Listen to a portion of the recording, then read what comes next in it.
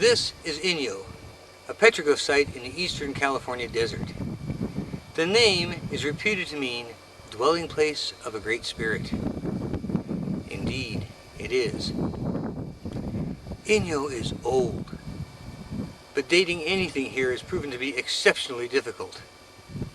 Alan Gillespie, a geologist from the University of Washington, did manage to date a rind of calcium carbonate. Using radiocarbon 14 dating, he figured the sun symbol had been buried roughly 2,000 years ago. The rub is, that's when it was buried, not when it was created. All we can say with any certainty is Inyo, or INY 272, has prehistoric, pre-Columbian origins.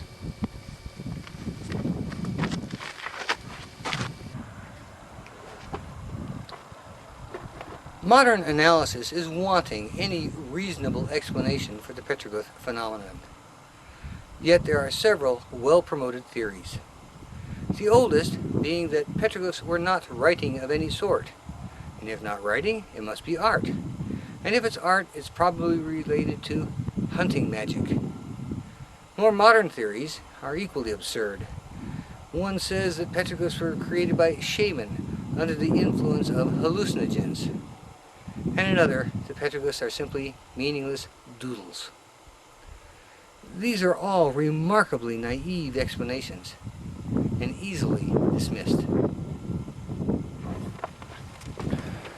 There are 7 rams at INY 272, 2 groups of 3, and a singular example 120 meters down the slope.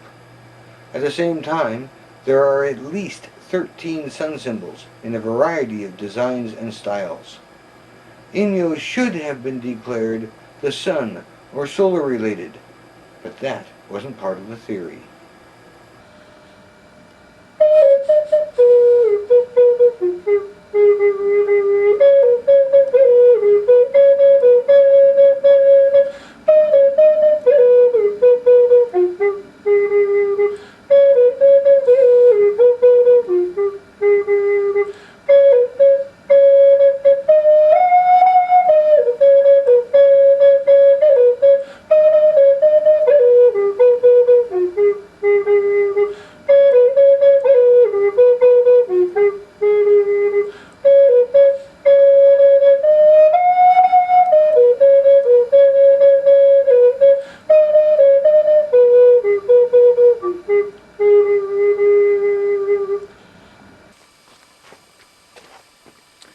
In 1980, Barry Fell, a Harvard scholar, published on the Arabic inscriptions he'd found throughout the Southwest.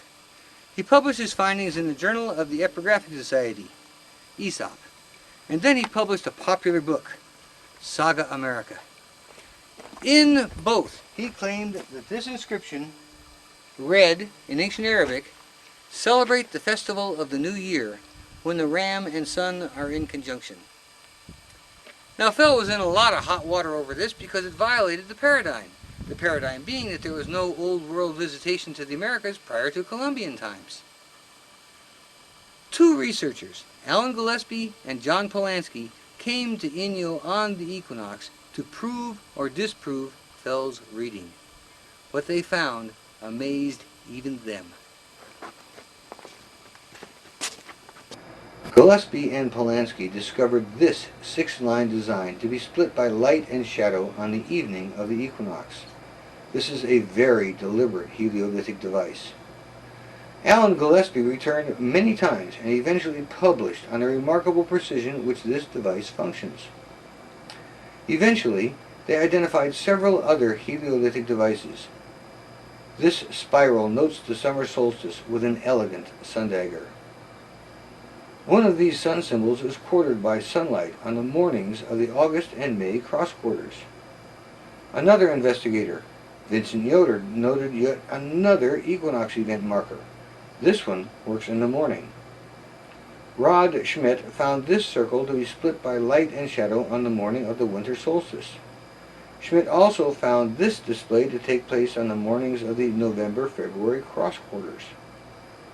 Here are a few of INY 272's details.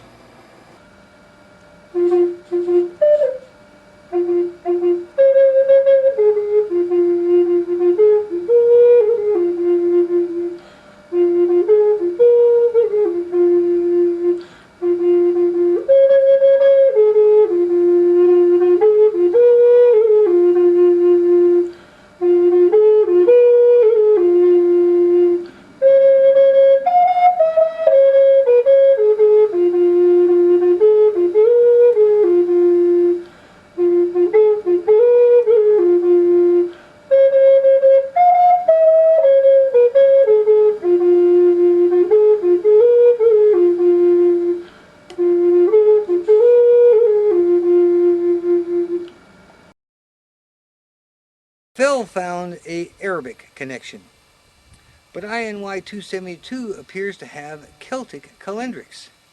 Now this could be coincidence, but Phil also found a Celtic connection to a site to the south in the Cosos. Could there be a Celtic connection to INY 272? Perhaps. But you can't find it in the calendar scheme because that could be coincidental. But there is a specific feature of Stonehenge, clearly a Celtic construct, that may be mimicked here. Behind me, over my shoulder, is a lone pillar. I came here on the morning of the solstice and aligned the sun up with that pillar. Well, with that done, you find yourself directly in front of this unique design. We have a sun symbol and 6 lines. Sadly, the sun symbol is damaged, but I have been working on this for a long time and have some good pictures before the damage took place. This is what some ignorant twit did to this irreplaceable artifact. Here is the same panel prior to the damage. The design was brilliant white when first pecked. Examining the sun symbol in detail, we revealed it to be complex and intriguing. There are 2 lines deliberately pecked that cross the rays. Additionally, there are 2 lines, shown here in yellow, that are suspect. Some help is needed to confirm or deny their existence.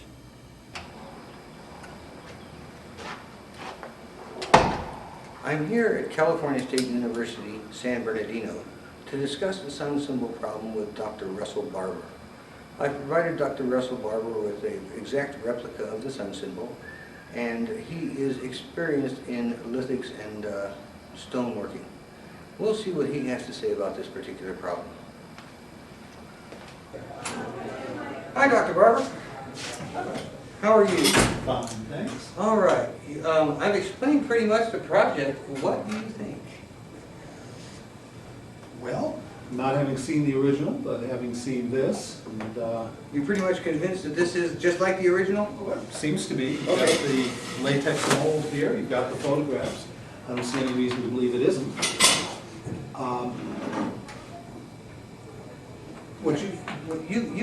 What I did on this, I took the light, found the edges, and just drug a pencil right along where I could see an edge. This went well enough to conclude this small part of the investigation of INY 272. Now that the issue of the sun symbol is more or less resolved, we can attempt a translation. The trucks you see in the distance are destroying an important archaeological resource. In the settlement of a nasty legal issue over the Dry Owens Lake, every archaeological resource on the lakebed was completely destroyed. The public has its own agenda of senseless destruction. Sadly, INY 272 is affected. But with education and recognition, there is hope.